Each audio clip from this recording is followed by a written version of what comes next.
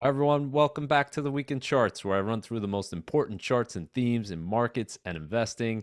Huge show for you today, a lot to cover. We have the inflation data, we have the Fed meeting, so much more. Today's show is brought to you by my friends at YCharts. YCharts is an awesome data analytics and charting platform. Take a look at the show notes for a link to a free trial to YCharts and let them know I sent you to get 20% off when you first sign up for the service. So let's start out by talking about my ability to predict the future.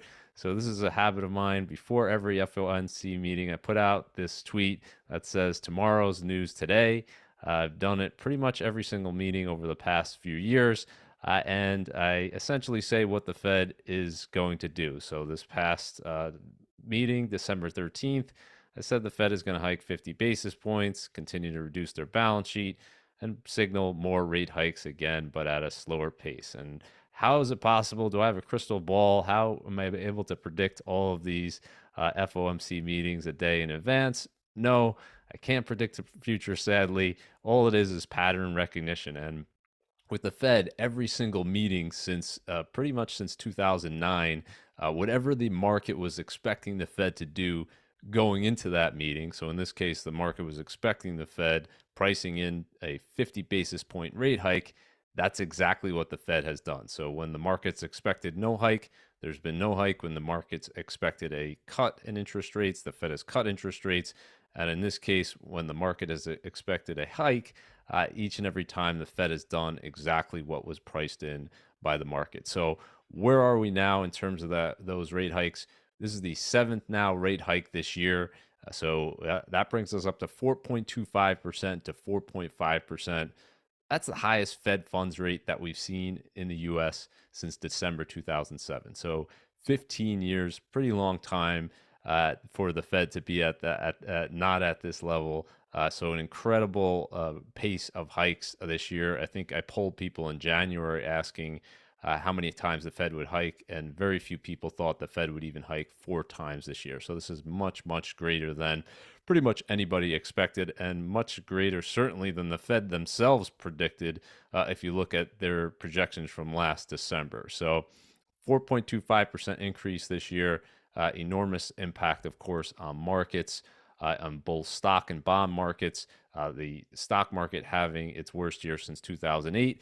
And of course, the bond market having its worst year ever, worst year in history. And so the combination of that, if you look at a 60-40 portfolio, 60% stocks, 40% bonds, before this year had a great run the last few years. In 2022, we're seeing the opposite. So through November, this would be the second worst year in history going back to 1976 for a 60-40 portfolio. So very difficult year for investors.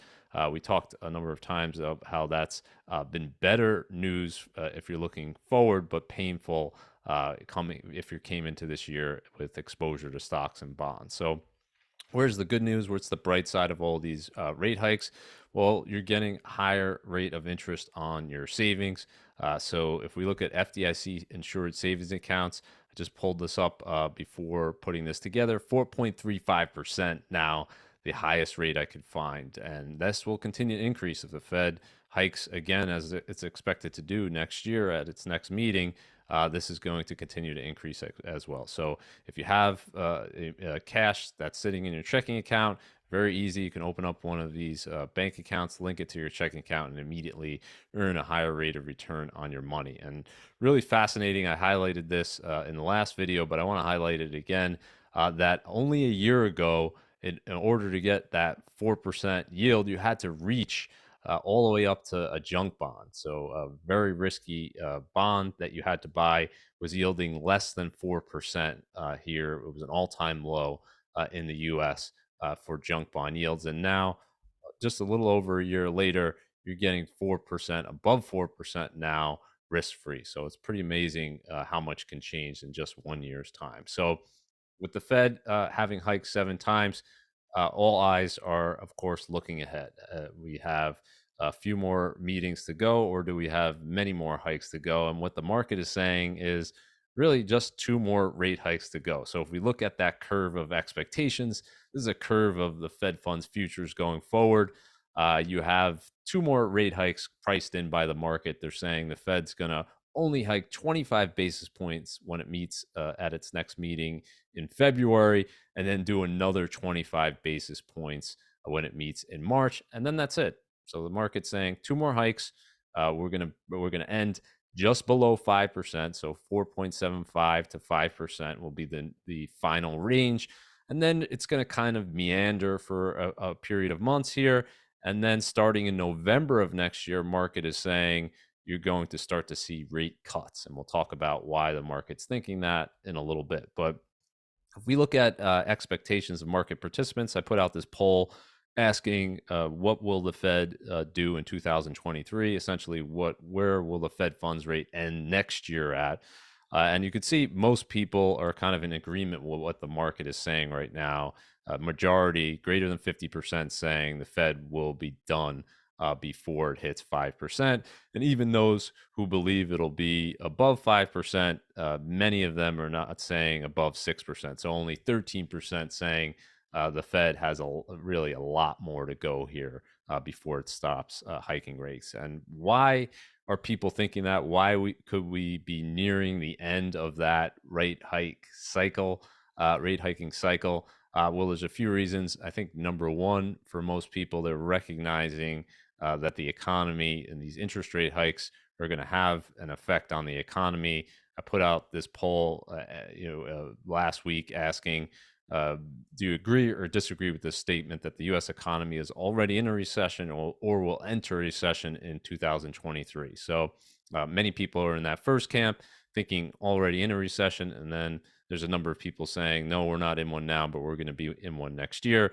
And if you look at the sum of that, 85%, so a vast majority. If you look at economists, you look at polls, it might be the most forecasted recession ever. So if the economy is going to indeed enter a recession next year, at least officially, we of course had those two consecutive quarters this year, but it wasn't an official declared recession.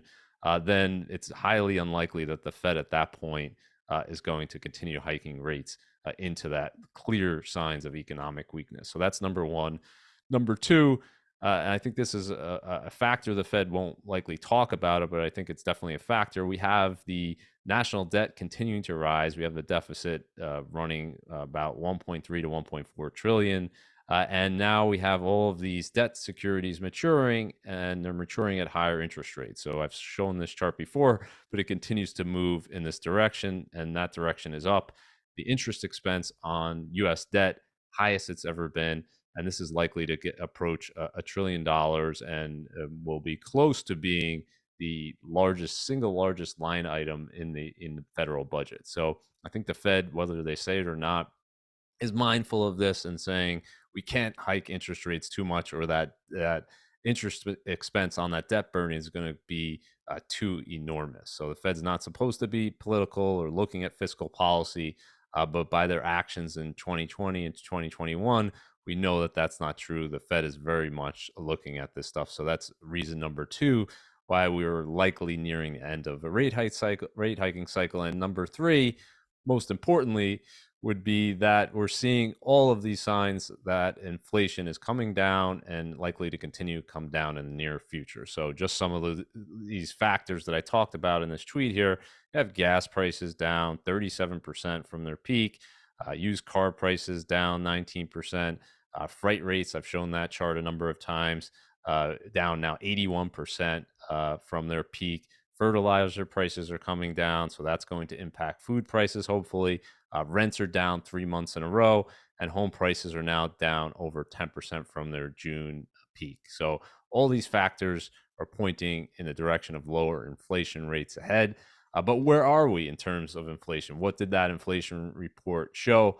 Well, it showed fifth consecutive decline in that year-over-year rate of change of CPI. So now we're down to 7.1%. Remember, we hit a 40-year high of 9.1% back in June, and now we're seeing that steady decline. And at the same time, we're seeing the Fed funds rate move in the other direction. So as I said earlier this year, this is likely to meet. The two of these are likely to meet at some point in the future, and we're getting closer to that. So the expectation is CPI is going to continue to come down. If we look at the December number so far, We should definitely see a six handle, I would say, in terms of December CPI, and it should be a significant reduction. And again, that Fed funds rate, if the Fed projections and the market's projections are correct, we're going to get closer to that 5%. So at some point in 2023, we're going to see the two of these cross, and that will give the Fed additional comfort, at least pausing at that point, to see what that impact is going to be of all of those rate hikes. And the expectation is the impact is going to be economic weakness. So just digging into that CPI report, I think it was a good sign that we saw a broad-based reduction in terms of the inflation rate. So these are the major components here, and every single one, with the exception of shelter, showed a decline in the year-over-year rate of change from October to November. So everything else trending in that direction. And as I mentioned a few times in recent videos, the used car number was likely to be down year over year, and we indeed saw that there, and that trend really continues. I've been checking used car prices every week, and you see a continued decline there, and a big factor there is lower demand from higher interest rates. But talking about that shelter component, obviously it's very important. It's a third of CPI, and we've talked a million times, so I'm not going to cover it again. At how it's a lagging indicator, and it's using lagging data. The real-time data suggests rents are coming down, home prices are coming down, but this is a lagging indicator, and it's really playing catch up with that understatement of true housing inflation during this period here. So now we have the situation where shelter CPI is still rising, but actual rents are coming down. So at some point, maybe these will meet, maybe it'll never get to that point where it captures true housing inflation. But irrespective of that, with each month, we're getting closer to the point where shelter CPI starts to reflect what actually happened. And then if that starts to moderate, given how big of a weight it is, then you can see really CPI really start to come down. I think you'll see that at some point, if not in the first quarter, certainly in the second quarter of next year. So if we're looking at other signs of falling inflation, it's not just CPI. We're seeing pretty much every inflation indicator moving in that direction, which is downward. This is import prices. They were up 2.7% year over year. That was the lowest increase we've seen since January 2021. It peaked here at 13% year over year increase. So that's a good sign. You also have producer prices up 7.4%. And lowest since May 2021, peaked here in March. And you have market-based inflation expectation. I think it's very important. The Fed often talks about this. So this is the spread between tips and nominal treasuries, and it shows you kind of what the market is pricing in terms of future inflation. And we hit this high of 3% over here, but now we're at a 22-month low. And so moving in the right direction, all of these factors are likely pointing to the Fed nearing the end of that rate hiking cycle, unless something changes, right? So if the inflation starts moving in the other direction, if some of these factors start to move in the other direction, that could change. But I think the Fed has enough data points here to really slow down in 2023. And if you look at their projections, while they are saying they're going to continue hiking, and Powell talked extremely tough in terms of the Fed's desire to bring that rate down, and they're determined to keep rates as high as they need to be in a restrictive policy for much longer than people are expecting in order to make sure it stays down. Yes, that's all well and good, but I think at the end of the day, when you see that all of these signs pointing to inflation going down, and we start to see that data showing this is hitting the real economy, you're going to start to see the Fed care more about that maximum employment side than the inflation side. But for now, still status quo. And you have that February expectation of the Fed hiking again when it meets next year in February.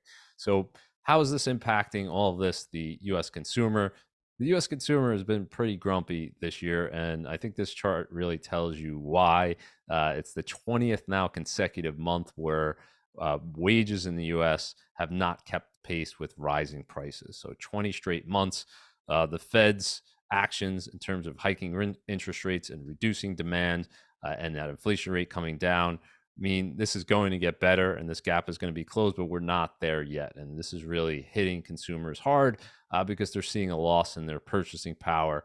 That's never a good thing. And when you go to the store, when you fill up at the gas pump, it just becomes harder if your wages are not keeping pace with that inflation. And so, in terms of ways that the American work has been able to combat this, a big thing in terms of the labor market, and Powell referenced this a number of times. It's still a pretty tight labor market. There's still a lot of job openings, 4 million more than the number of unemployed people. That's been helpful in terms of people switching jobs. I showed this chart a few months ago, but I wanted to show it again because we've seen this gap really widen. Those who have switched jobs have been rewarded with a 7.7% increase in their pay over the last year, while job stayers, people have stayed at their jobs, only 5.5%. So it's very rare to see this gap this wide. And in terms of how will this gap close, I think as the labor market loosens, as you start to see those number of job openings come down, as the economy slows, as a tighter, the tightness in the labor market will be reduced, and you're going to see just a more difficult environment for employees switching jobs, and they'll be more concerned about recession and staying where they are currently than taking that higher pay elsewhere. So I think this dynamic is close to kind of the peak point, but this has been one way consumers have been able to combat that. But not everyone can do that. Not everyone can find that higher paying job. And that's why consumer sentiment has been pretty much negative almost the entire year. And so now we've seen a record, if we're looking at this University of Michigan Consumer Sentiment Index, below 60 for 8 consecutive months. Going back in history, this data goes back to 1952, so pretty long period here. The prior record was 4 straight months below 60 during that 1980 recession. So very long period of time where consumers this year are negative. And if you look at the reasons why they're giving, why they're so negative, it's because of that inflation picture, and particularly inflation outpacing their wages. So again, as that kind of rights itself with the inflation rate coming down, hopefully, and wages, staying somewhat strong, I think this at some point next year, hopefully, will get better. But the big question is, well, we haven't seen a traditional recession yet. Often you see this thing, sentiment come down when people are losing their jobs and unemployment rate is going up. Haven't seen that part yet. So perhaps we could be looking at negative sentiment continuing at least for some part of 2023 as well. So in terms of behavior, we've been talking about all year, while consumers have been negative, they've still been spending. But I think that dynamic is starting to change, and it's probably starting to change because consumers are reaching kind of a breaking point in terms of their savings rates are at the lowest levels, almost the lowest levels we've ever seen, and their credit card debt increases over the last year are the highest increases we've seen since 2011. So I think that we're at a point where consumers are starting to make those kind of tough decisions, eliminating some of that discretionary spending. And it's hard to see it if you look just at nominal retail sales, which are at their slowest levels that we've seen in some time. But if you adjust for inflation, the story really changes. So now this is the third consecutive month where inflation adjusted retail sales are negative. So this is a trend that if you don't want to see continue, if you're talking about the U.S. not being in a recession. So if this were to continue, we're already seeing this throughout many countries in Europe, the U.K. in particular. This negative inflation-adjusted retail sales, a pretty strong sign of economic weakness. So I think you're starting to see that negative consumer behavior really translate into actual sales. So what about the holidays coming, Christmas coming? What's the one kind of saving grace in terms of the U.S. consumer having a little bit more money than probably people thought they would in their pockets to go shopping for the holidays? It's the price of gas. And this is kind of a reversal. It shows you you never know what's going to happen in markets. If you talk to people in June, no one would have said that gas prices would reverse all of their increases on the year and then some. So gas prices are now lower than they were a year ago, 16 cents lower than they were a year ago. Incredible, incredible reversal. And some of the reasons for that: higher supply, lower demand. That equates to lower gas prices, and the global slowdown has had an impact on crude oil prices, as we'll talk about in a little bit. But just an incredible reversal in the price of gas. If we look at gasoline futures, they were up over 90% on the year back in June, and now they're down on the year. So unbelievable, unbelievable reversal. And big factor that I think you have to point to, it's very similar to what we saw in 2008 when commodity prices came down in the back half of that year. It was kind of that global economic slowdown driving that lower demand. And I think we're just starting to see that, or we're going to really see it in the data in 2023. So here's a chart of global composite output. So it's looking at manufacturing and services of many countries around the world. As you can see here, it's starting to get in the territory where we've seen problems in the past in terms of global economic slowdown. So we saw it obviously in 2020. That was an unusual situation, of course, but we saw that back in 2008, particularly in the back half of 2008, where you saw this plunge and then GDP follows down. So if we look at global growth rates right now, most countries still positive. We're looking at year over year GDP, but much slower than they were in 2021. And the expectation is that that slowdown is going to continue in 2023, and we'll see an outright recession in many countries. So we'll keep a close eye on this, but I think this is the primary reason why we're seeing that decline, broadly speaking, in commodity prices. And speaking of commodity prices, lumber has had one of the most epic reversals. We've seen mania in lumber prices, and now we've seen the opposite side of it, just an epic crash, down 79% from its peak in 2021. Supply and demand factors totally different today than they were back in 2021. And now we have the lowest lumber prices since June 2020. So got to go way back to the early stages of the shutdowns and the pandemic to see lumber prices this low. What's driving that? Primary factor, as we talked about, housing market slowdown. So whether the U.S. economy is in a recession remains a debate. Whether the U.S. housing market is in a recession, no debate in my mind. Clearly a recession. Every single data point is pointing to that. So if we look at NAHB housing market index here, down 12 consecutive months. So every single month this year, lowest since April 2020. That was a one-off data point when we had the shutdowns. It came right back. It actually roared then to all-time highs. You had just this huge housing boom and demand. But if you exclude that April 2020, we're at the lowest since 2012. So decade lows for this housing market index. And this is just asking home builders, how are you viewing conditions, good or poor? And they're not viewing conditions as very good. They're cutting prices. They're doing anything they can to incentivize home demand. But as we talked about, the affordability factor is just too much to overcome. The average person can't afford the average price home due to the rise in interest rates and the huge rise in home prices. So again, why is lumber falling? Well, housing activity is falling. If you look at building permits, so permits for new construction, 29-month low here, down 22% year over year, peaked at the end of last year. If you look at these shaded gray areas here, these are recessionary periods. And this has been an important leading economic indicator during that peaked before many recessions. You could see the downturns during recessions in the past. And this would be one of the strongest signals I think you would point to suggest that 2023, we're going to see some type of official recession.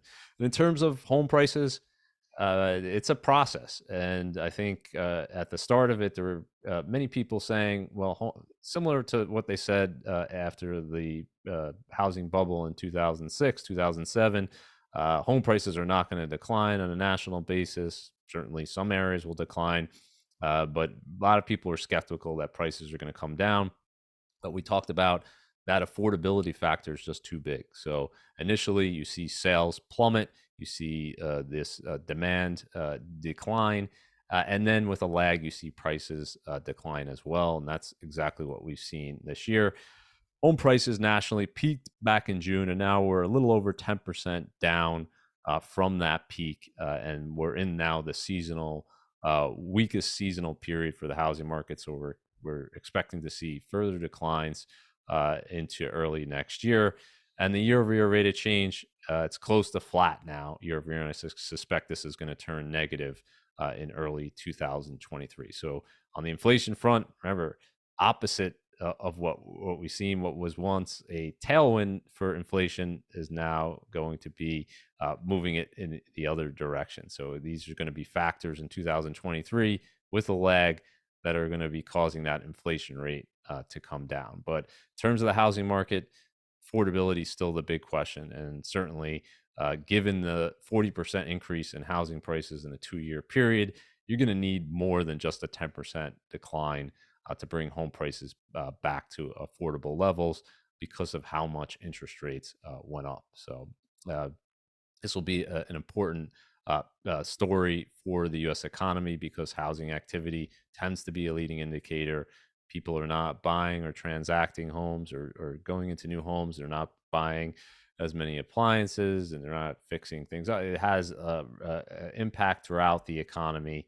And so that, I think we haven't seen the full effect of it just yet. So I want to switch gears here to talk about Tesla for a second because Tesla was really the story stock of 2020 and 2021. It was the one stock that everyone was talking about, and there was more FOMO in Tesla than any other name.